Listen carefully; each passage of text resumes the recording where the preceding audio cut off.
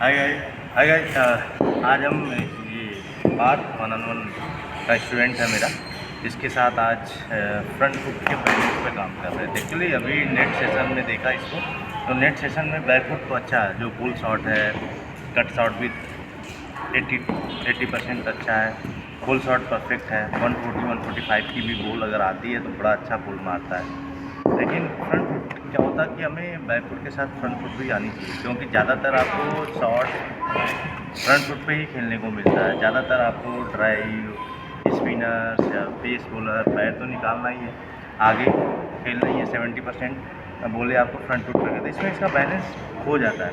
अभी जैसे ये इसका आदत है बैक फुट खेलने का, तो जैसे ही फ्रंट फुट में डालता है, क्योंकि इसके मसल्स मेमोरी में चीज़ें नहीं है ज़्यादा, तो इसका पैर चलने लगता है। इसको आइडिया ही नहीं है, इसकी बॉडी एडॉप्ट नहीं कर पाते, मसल्स उस हिसाब से एडॉप्ट नहीं कर पाते, कोऑर्डिनेट नहीं कर पाते हैं फ्रंट लेग के साथ अपने अपर बॉडी के साथ। तो उसमें कई बार प्रॉब्लम हो जाता है, कई बार इसकी स्टेबिलिटी खो जाती है, बैलेंस नहीं बन पाता। तो आपने देखा होगा बड़ा सिंपल सा ड्रिल था, ये अपना जो प्लास्टिक इस टाइम का बेस होता है उसको यहाँ पर इसको तो इसका ट्राई लगवा रहा था, तो इससे इसके बैलेंस का काम हो रहा था अच्छा।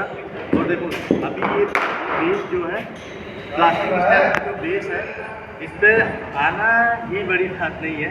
इसको कैसे हम यूज करते हैं ड्राइव के साथ, अभी आपने देखा इसको पहले आराम से लगवाया, यहाँ पे रख के थोड़ा बैलेंस बना, फिर इसके बाद इसको स्टेप आउट करके लगवाया ड्राइव। तो इसमें क्या है, तो इसका बैलेंस चेक हो रहा है। पहला क्या है, जिससे स्टेप आउट करके आ रहा था, कई बार इसका पैर फिसल रहा था, ऐसे ये आगे की तरफ हो रहा था। जो इसका स्टैंड का बेस है, इसका मतलब इसकी बॉडी वेट पीछे था, आगे नहीं जा रहा था। अगर जिसमें ये निकल कर आ रहा होता और एक सीधा ऐसे रख रहा था पैर, इससे इसके बॉडी वेट जो था, इसका अपर बॉडी का जो वेट है वो लेग की नी पर ट्रांसफ़र हो रहा था। देखिए फ्रंट लेग के नी पर ट्रांसफ़र हो रहा था, और जो भी वेट जा रहा था वो सीधा जा रहा था, वर्टिकल जा रहा था, इसमें सीधे नीचे की तरफ। तो इसकी स्टेबिलिटी अच्छी बन रही थी। और जैसे ये थोड़ा सा ऐसे क्रॉस हो जाता था, देखो ऐसे, तो ये फिसल जा रहा था।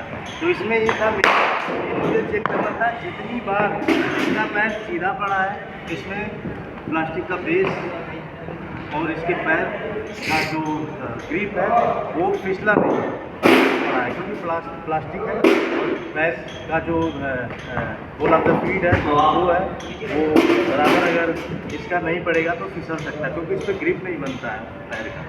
तो ये मेन था, बेसिकली चेक करना था। जितना ज़्यादा ये इस पर कॉन्फिडेंस के साथ रखेगा, जितना ज़्यादा कॉन्फिडेंस इस पर आएगा, उतना नेचुरल ग्राउंड पर अच्छी ग्रिप स्टार्ट हो जाएगी। दूसरा क्या था, दूसरा इसका पहले पैर ऐसे ये ज़्यादा था, थोड़ा पीछे पड़ता था। अभी ये अपर बॉडी वेट ले जाने के लिए अपना हिल हल्का उठा रहा है और बॉल अपने फीट पे आ रहा है, इससे इसका अपर बॉडी वेट भी आगे जा रहा है, स्विंग भी हो रहा है और बैटिंग भी अच्छा हो रहा है।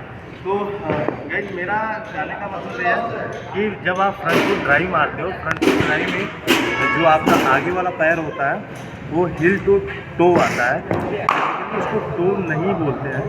टो बोलोगे तो टेक्निकली मैं नहीं मानता हूँ सही होगा, तो उसको heel to ball of the feet बोलो आप, क्योंकि टो अलग होता है, बॉल ऑफ द फीट होता है, फीट अलग होता है। देखिए जो आपके शूज़ का ये वाला हिस्सा है, बॉल ऑफ द फीट का है, ये प्रॉपर आपका सेंटर ऑफ ग्रेविटी इसमें बनता है, अच्छा बैलेंस बनेगा इसमें। अगर टो आपका टो आया, तो अगर टो पे आप कैसे बैलेंस बनाओगे, कुछ सोचने वाली बात है। अगर टो पे आप लाओगे तो आपका बैलेंस हिल जाएगा, स्टेबल भी नहीं हो पाओगे। तो आपको बॉल ऑफ द फीट पे आना है, राइट। तो इसलिए आना होता है, जैसे बॉल ऑफ द फीट पे, जैसे ही बॉल ऑफ द फीट पे आओगे, आपके अगले पैर का थोड़ा सा उठेगा तो आपकी अपर बॉडी को पुश करेगा, वो हिल हिल हिल जैसे ही उठेगा, यहाँ से फोर्स जनरेट होगा, पीछे से आपको पुश करेगा, आपके काफ से होते हुए, हिप में होते हुए, शोल्डर के साइड अपर बॉडी ट्रांसफ़र करने के लिए पुश करेगा। अगर आपने रख दिया तो आपको कोई फोर्स जनरेट नहीं हो रहा, आप आपको फोर्स लगना वो नहीं जनरेट हो रहा, आपकी बॉडी को पुश कैसे करेगा, नहीं करेगा। तो हल्का सा अगर आप करते हो तो हील वाले एरिए से पीछे से एक अलग सा फोर्स लगता है जो आपको बोलता है कि आप अपर बॉडी आगे निकल जाओ उस चीज़ की, इसीलिए हम बोलते हैं हील। तो ये हो गया हील हल्का उठाने का ये रीज़न है, हमारी बॉडी अच्छी चलती है। और बॉल ऑफ द फीट पर डालने का मतलब हो गया कि बॉल ऑफ द फीट पे ही हमारी बॉडी सारी निर्भर होती है। जब हम फ्रंट फुट शॉट तो इससे हमारा बैलेंस हिलता नहीं है, टो पे चलेगा तो हमारे बैलेंस हिल जाएगा। जो फोर्स हमारा नीचे से जनरेट होता है हमें पुश करता है आगे, वो जैसे ही आपकी टो पे आए तो टो पे बैलेंस नहीं बना पाओगे, जब टो पे बैलेंस नहीं बना पाओगे बॉडी हिल जाएगी। इसीलिए हमें सारी चीज़ों का कोऑर्डिनेशन अच्छी होनी चाहिए, कब हिल कितना उठाना है, बॉल ऑफ द फीट कैसे आना है, हमारी अपर बॉडी कैसे काम करती है। तो ये सारी चीज़ें हैं, छोटी छोटी चीज़ें हैं, लेकिन इसको ध्यान में रखना है। कई लोग क्या करते हैं ड्रिल्स करते हैं, चीज़ों को ध्यान नहीं रखते हैं, हिल टू टो बोल देते हैं, तो हिल टू टो गलत है, ठीक है। और जैसे बेस पे कराते हैं तो बेस में कराने पे भी आपको देखना है कि प्लेयर हिल पूरा अपना हिल और तो एक बराबर तो नहीं रख रहा, अगर बराबर रख रहा है स्टेबल तो हो जाएगा, लेकिन बॉडी लॉक हो जाएगी, फंसेगा ड्राइव उस पर भी heel to ball of the feet है, heel to ball of the feet तो अलग हो गया, बॉल ऑफ द फीट अलग हो गया। तो छोटी छोटी चीज़ें इससे ज़्यादा इम्पोर्टेंट होगा।